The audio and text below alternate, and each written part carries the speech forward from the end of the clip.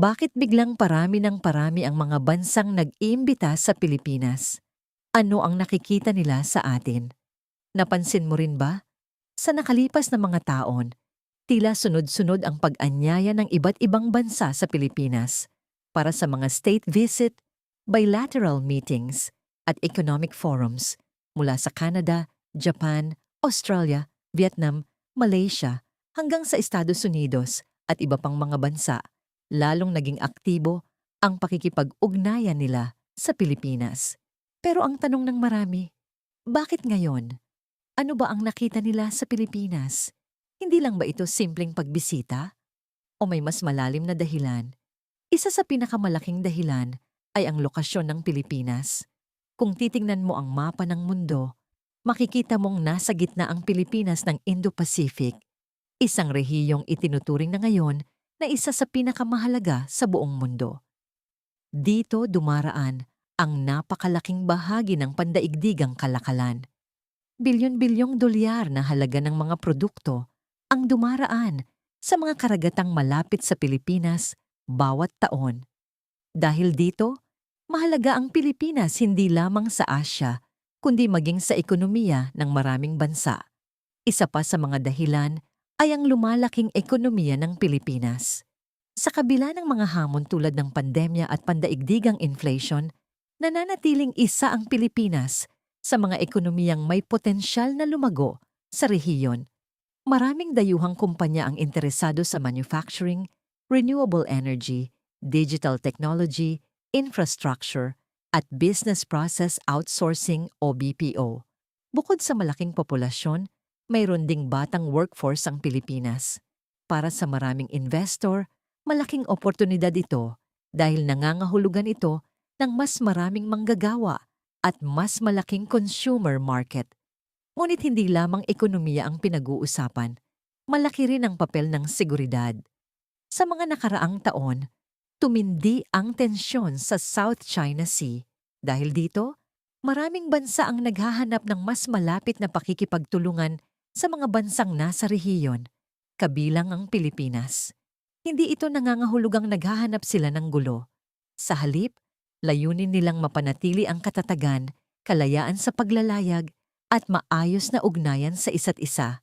Kaya naman makikita ang pagdami ng joint military exercises, defense agreements, at mga pag-uusap tungkol sa maritime security.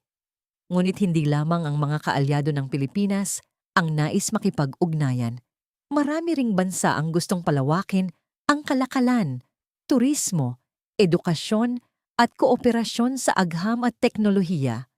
Halimbawa, may mga bansang nais magtayo ng mas maraming proyekto sa renewable energy.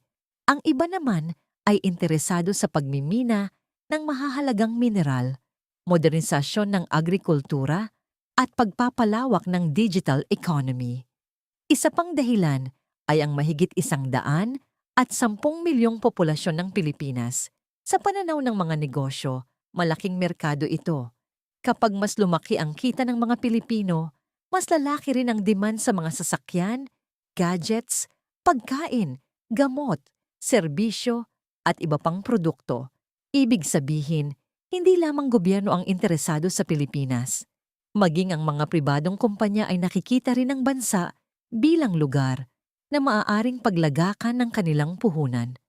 Ngunit mahalagang tandaan, hindi automatikong nangangahulugan na bawat state visit ay may malaking kasunduang mabubuo.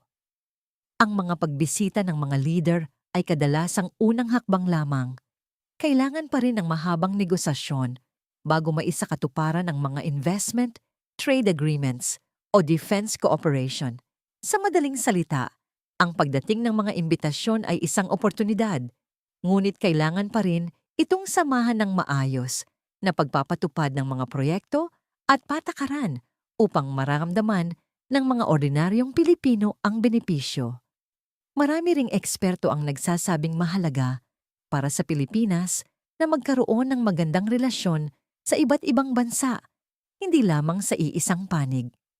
Sa ganitong paraan, mas maraming pagpipilian ng bansa pagdating sa kalakalan, pamumuhunan, teknolohiya, at seguridad. Sa huli, Ang tunay na sukatan ng tagumpay ay hindi kung gaano karaming bansa ang nag-iimbita sa Pilipinas. Mas mahalaga kung gaano karaming trabaho ang nalilikha, gaano karaming negosyo ang pumapasok, gaano kalaki ang naitutulong sa kabuhayan ng mga Pilipino, at kung paano napapabuti ang kalidad ng buhay ng bawat pamilya. Dahil sa panahon ngayon, ang diplomasya ay hindi na lamang tungkol sa pakikipagkamay ng mga leader. Ito ay tungkol sa pagbuo ng mga pagkakataong makapagbibigay ng mas magandang kinabukasan para sa isang buong bansa. Kaya sa susunod na makarinig ka ng balitang may isa na namang bansang nag-imbita sa Pilipinas para sa isang state visit, tandaan mo na maaaring hindi lamang ito simpleng seremonya.